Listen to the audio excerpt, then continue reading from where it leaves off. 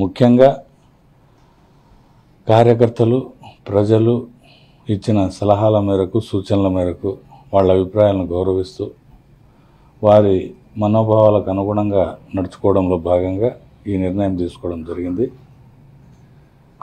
భవిష్యత్తులో ప్రజాస్వామ్య పద్ధతుల్లోనే రాజకీయంగా ప్రజలకు మేలు చేసేదానికి నా చివరి క్షణం వరకు ప్రజల కోసం తోడ్పాటు అందించేదానికి నేను రాజకీయాల్లో కొనసాగుతాను, ప్రజాసేవ చేస్తాను. అది ఏ విధంగా అనేది ప్రజలతో మాట్లాడే వాళ్ళ ఆలోచనలకు అనుగుణంగా నిర్ణయం తీసుకోవడం జరుగుతుంది, మీకు తెలియజేస్తాను.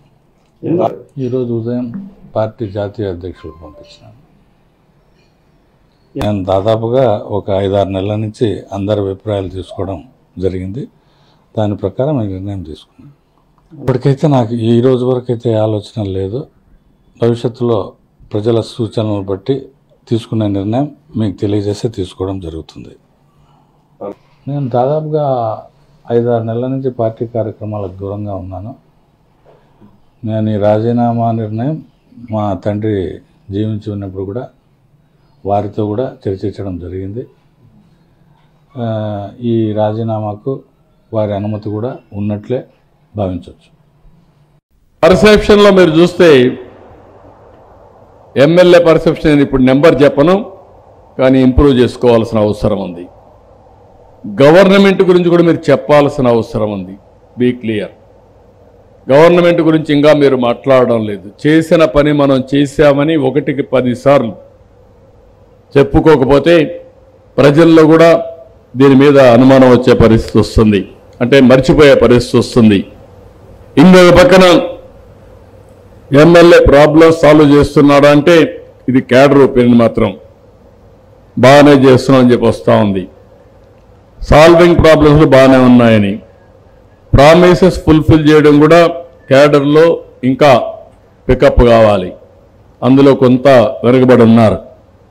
అదే మరి ఇంకొక పక్కన మీరు చూస్తే కాన్స్టిట్యున్సీలో కరప్షన్ అలిగేషన్స్ చిన్నవి ఉన్నాయి.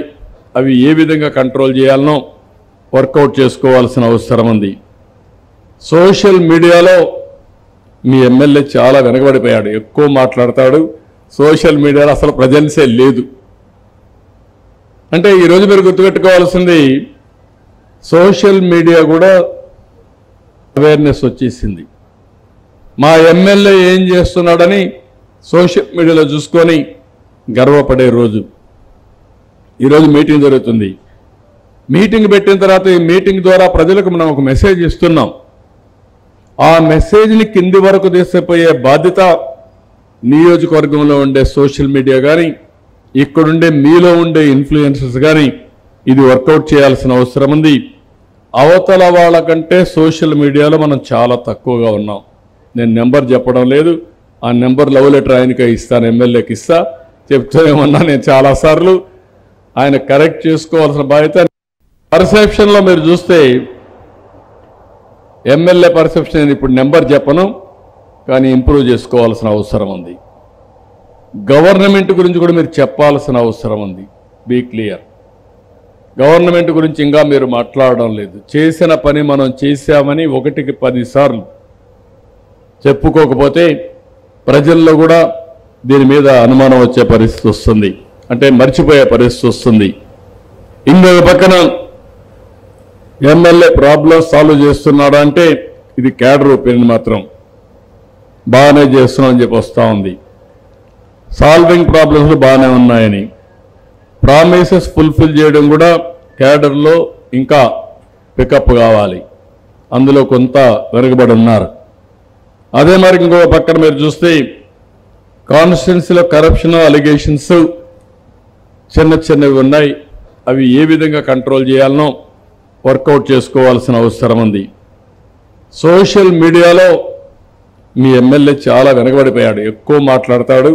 సోషల్ మీడియాలో అసలు ప్రజెన్సే లేదు.